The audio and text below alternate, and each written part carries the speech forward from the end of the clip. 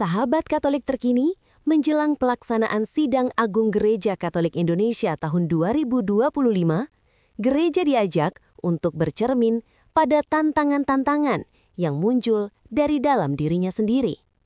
Refleksi itu disampaikan oleh Uskup Agung Semarang sekaligus Wakil Ketua kedua Konferensi Wali Gereja Indonesia, Monsinyur Robertus Rubiatmoko, dalam pertemuan pra-SAGK yang berlangsung di Mercure Convention Center Ancol, Jakarta pada Selasa 4 November 2025.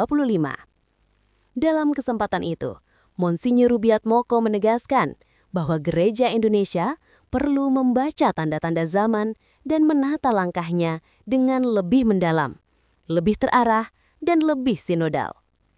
Tantangan ini bukan sekadar daftar masalah, ujar Monsinyur Rubiatmoko, tetapi panggilan bagi kita semua untuk memperbaharui hidup menggereja dalam semangat sinodalitas. Dalam refleksinya, Monsinyur Rubiatmoko menjabarkan 6 tantangan besar yang kini dihadapi Gereja Indonesia. Yang pertama, pendalaman iman yang belum merata. Di banyak tempat, iman umat masih berhenti pada tataran ritual semata, belum sepenuhnya menjadi kekuatan yang menggerakkan cara hidup, pilihan moral, dan kesaksian sosial umat Katolik. Yang kedua, partisipasi umat yang mulai melemah. Ada kecenderungan beriman hanya secara administratif, bahkan privat. Banyak orang menjalankan imannya secara pribadi tanpa ketergabungan nyata dalam kehidupan komunitas gereja. Tantangan ketiga, pendampingan bagi anak, remaja, dan orang muda Katolik yang dinilai masih belum memadai. Generasi muda kini menghadapi berbagai tekanan, mulai dari krisis identitas, pengaruh dunia digital, hingga gaya hidup konsumtif dan arus sekularisasi.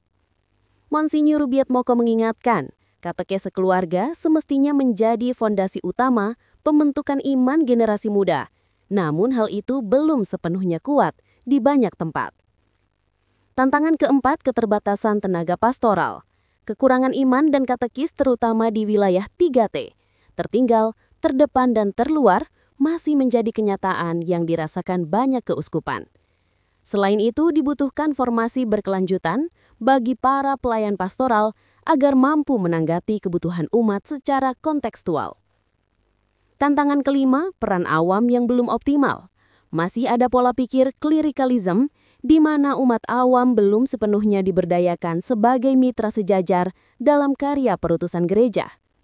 Padahal, kata Monsinyur Rubiatmoko, keterlibatan awam merupakan kekuatan besar dalam menghadirkan gereja yang hidup dan dekat dengan masyarakat.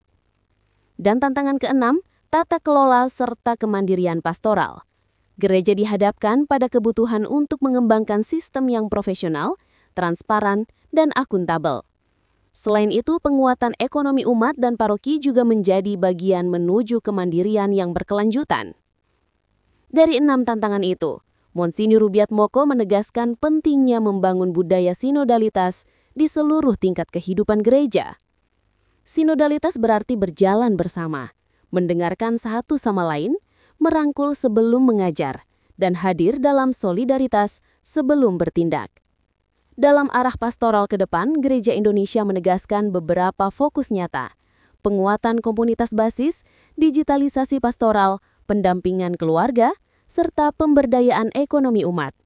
Selain itu, peningkatan formasi pastoral, keterlibatan OMK dan kaum perempuan, serta kolaborasi lintas agama dan lembaga sosial juga menjadi bagian dari upaya gereja untuk semakin misioner dan relevan di tengah masyarakat majemuk. Gereja ingin hadir sebagai sahabat bagi masyarakat, menjadi tanda pengharapan, garam dan terang bagi bangsa, serta saudara bagi mereka yang terpinggirkan, ujar Monsinyur Rubiatmoko. Kita dipanggil untuk menjadi murid Kristus yang hidup di tengah dunia dengan hati penuh belas kasihan, katanya lagi.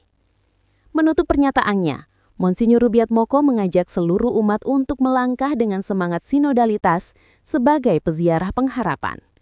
Gereja dipanggil untuk tetap setia pada Injil, bersaudara dengan semua orang, dan bekerja menghadirkan damai, keadilan, serta martabat bagi setiap anak bangsa. Dalam karya Roh Kudus, tutupnya, gereja percaya bahwa Indonesia adalah tanah rahmat, tempat di mana iman terus bertumbuh, budaya dihormati, kemanusiaan dimuliakan, dan kasih Kristus menjadi cahaya bagi kehidupan bersama.